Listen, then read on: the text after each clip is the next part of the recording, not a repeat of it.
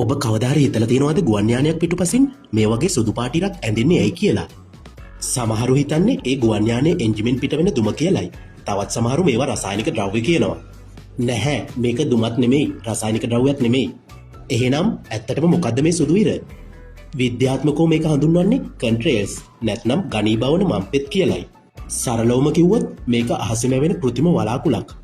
ගුවන් යානයක් අඩි 30000ක් විතර ඉහළින් යනකොට එතන උෂ්ණත්වය සෙල්සියස් අංශක -40ට වඩා අඩුයි. ඒ වෙලාවට එන්ජිමෙන් පිටවන රත්තුණු ජල වාෂ්ප අවට තියෙන සීතල වාතය එක්ක ගැටුණු සැනින් වේගවත් සිසිල් වීම නිසා ජල වාෂ්ප ද්‍රව බවට පත් නොවි ඍජුවම කුඩා අයිස් ස්ෆටික බවට පත් වෙනවා. අපි දකින සුදු පාට ඉර තමයි මේ අයිස් ස්ෆටික සමූහය. සීතල දවසක අපි කටින් හුස්ම පිට කරනකොට දුම වගේ පේනව නේද? අන්න ඒ වගේ දෙයක් තමයි මෙතනත් වෙන්නේ. සමහර වෙලාවට මේ ඉර ඉක්මනින් මැකිලා යන්නේ අහස වියලි නිසා. ඒත් මේ ඉර ගොඩක් වෙලා තියෙනවා නම් ඒ කියන්නේ අහසේ තෙතමනය වැඩි. ඉක්මනින් වැස්සක් එන්න ඉඩ තියෙනවා කියන එකයි ඒකෙන් කියවෙන්නේ.